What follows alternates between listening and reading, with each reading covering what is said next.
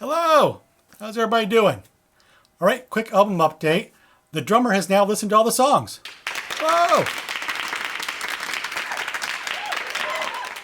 That's good. He's sent back MP3 phone files for all the songs. They're pretty good. I mean, we have very close to what it should be to are we listening to the same song?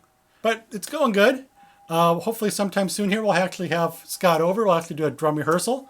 Scott's now an old man when this comes out. He's not at the point of recording this, but when this comes out, Scott will be 40 years old. So hopefully he records drums before his body falls apart like mine is. You know, your knees start to hurt when you turn 40.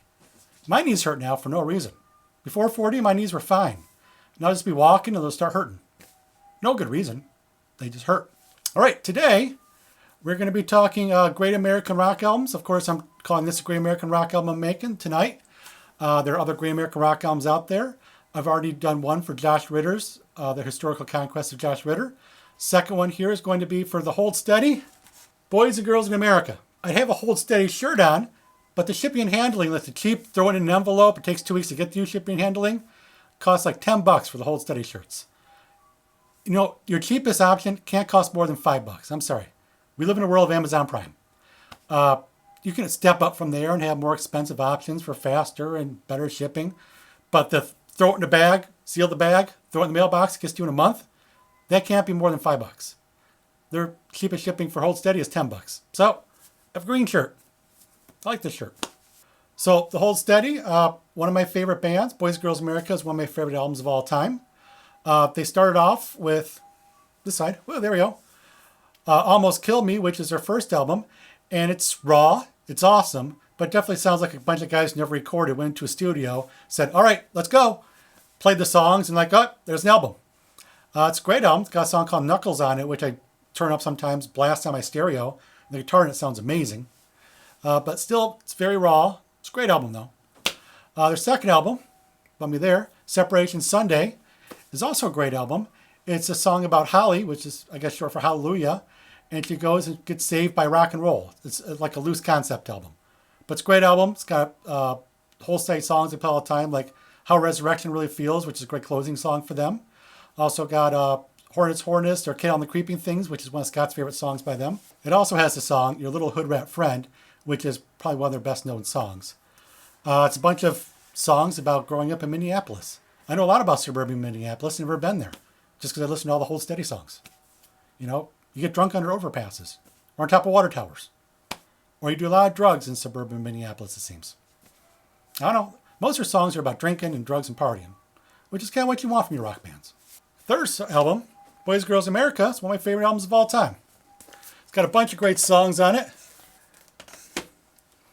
Starts with their song Stuck Between Stations, which is maybe their most popular song. If not, it's one of their top 3 most popular songs. It's on the radio. They played it on Letterman.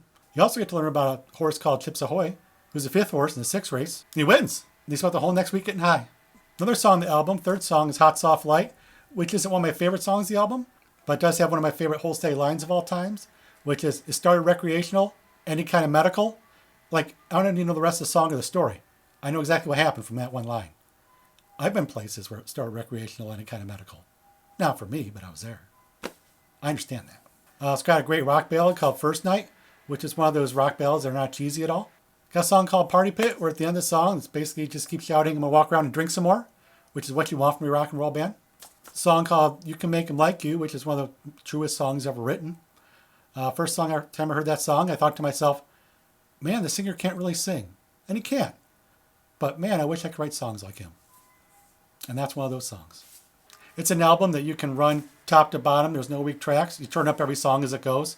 Those are the kind of albums you want to listen to. After Boys and Girls in America, they put out, Stay Positive, which is another great album. There's a couple weaker tracks, I think, in there, but the first song, Constructive Summer, is one of their best songs.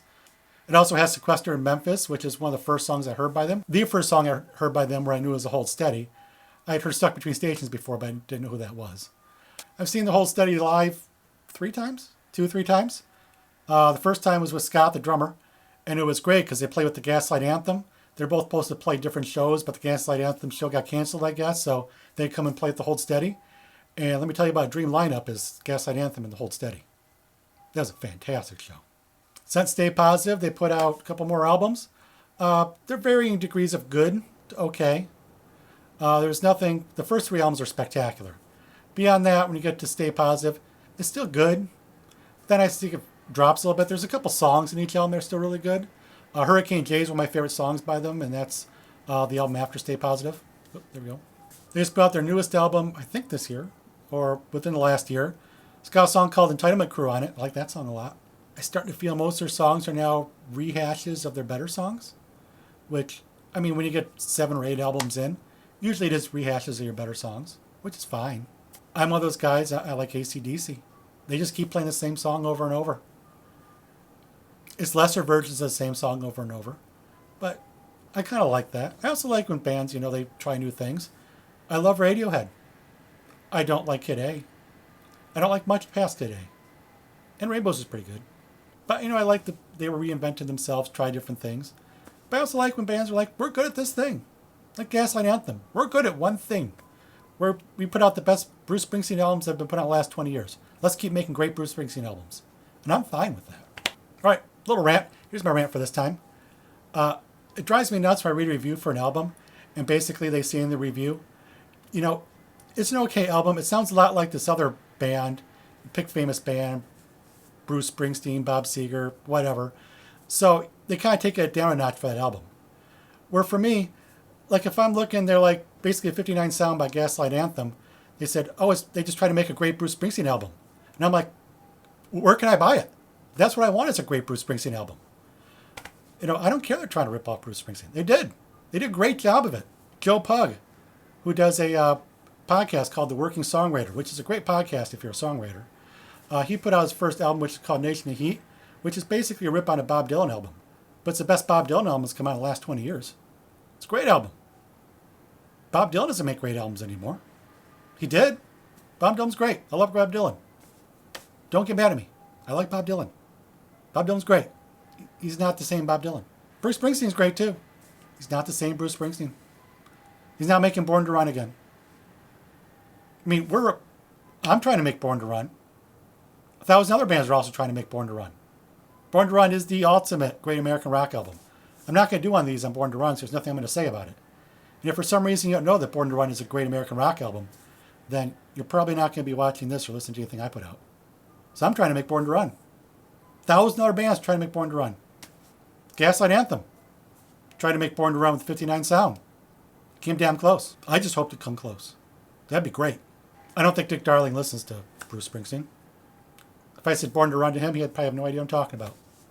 Scott would. Scott loves Bruce Springsteen. Springsteen's new album's pretty good. I like the 2 old songs that are put on there. Those are fun. Right, next time, I think I'm actually going to be talking about another song. Probably actually play some more guitar. You'll see actual music. It's going to be great. Not just me talking. All right, see you next time.